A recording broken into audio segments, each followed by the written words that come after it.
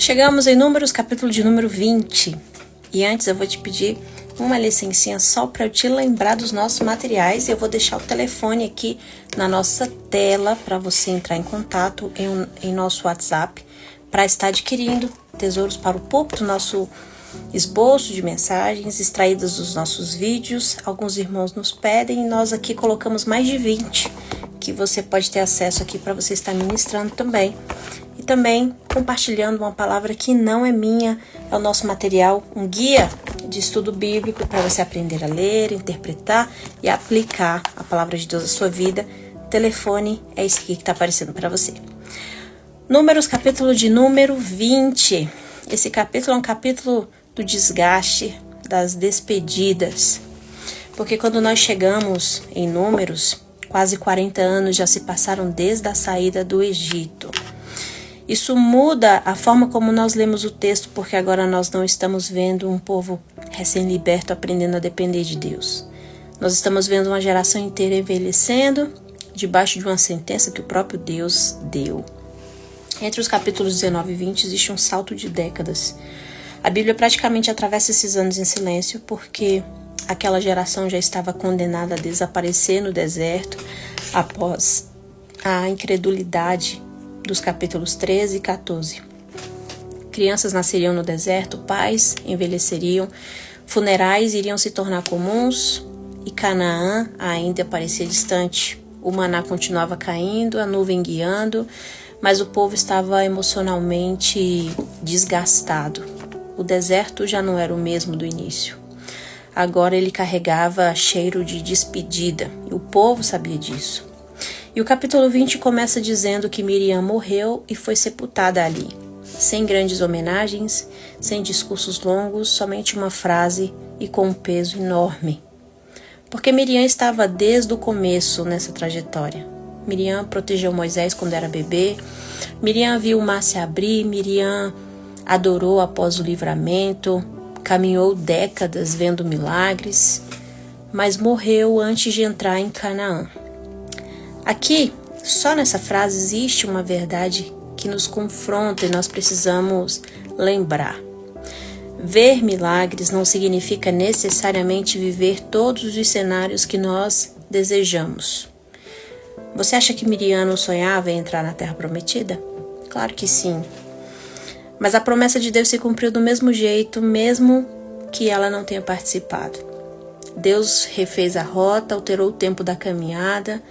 Deus levantou os filhos enquanto os pais iam morrendo pelo deserto. Deus mudou ciclos, tratou corações, aumentou 40 dias para 40 anos, mas a única coisa que não aconteceu foi Deus mudar a sua palavra. Deus cumpriu o seu propósito. Isso nos confronta porque esse texto está nos dizendo que Deus está mais comprometido com os seus propósitos do que com os nossos projetos pessoais. Isso não significa falta de amor de Deus, significa soberania. O centro da história nunca foi o homem. Essa ideia de que o homem é o centro do coração de Deus é um engano. Nunca foi. O centro sempre foi Deus. Sempre foi a sua glória, a sua vontade, os seus desígnios. O homem é amado por Deus? Claro. A que ponto? Ao ponto dele entregar o seu próprio filho para morrer por nós. Mas amor não significa centralidade. O evangelho não é uma mensagem de Deus existindo para realizar todos os nossos sonhos. O evangelho é um chamado para morrer para nós mesmos e para vivermos para a glória de Deus. E enquanto Moisés ainda estava atravessando o impacto da morte da sua irmã, o povo volta a murmurar pedindo água. Eles reclamam, pedem figos, videiras, romãs. Esses elementos estavam ligados a Canaã. E o problema não era só a sede, era um coração cansado de viver entre uma promessa que havia sido anunciada e que não se concretizaria. Deus então manda Moisés falar com a rocha. Moisés ele explode emocionalmente, chama o povo de rebelde e fere a rocha 2 vezes. Aqui nós vemos um homem exausto, sobrecarregado, cansado. Quase 40 anos carregando pressão, murmuração, conflito, responsabilidade e agora o luto pela própria irmã que não teve nem tempo de viver. Moisés está esgotado.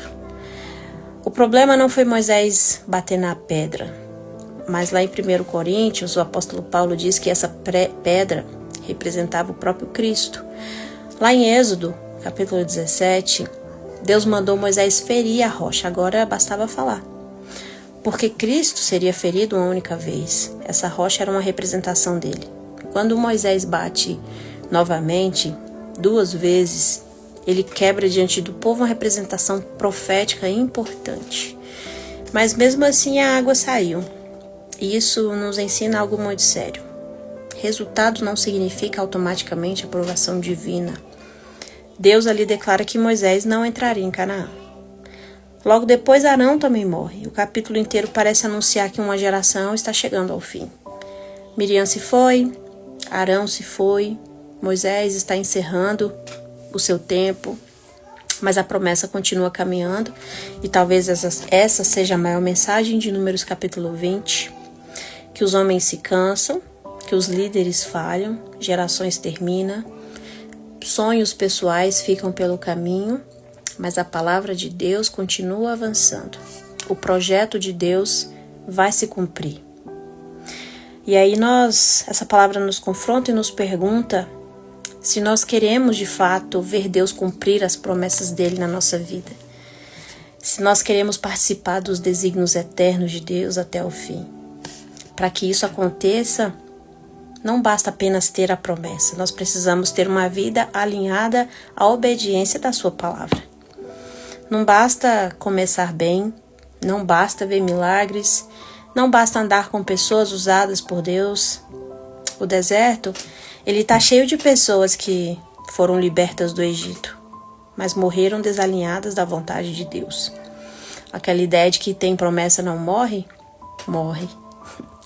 E Deus continua procurando pessoas que não apenas sonham com a promessa, mas permanecem obedientes até o fim, para que, quando tudo se cumprir, nenhuma glória seja dada ao homem, e sim ao Deus que sustenta, ao Deus que conduz e ao Deus que cumpre cada palavra que prometeu no tempo certo.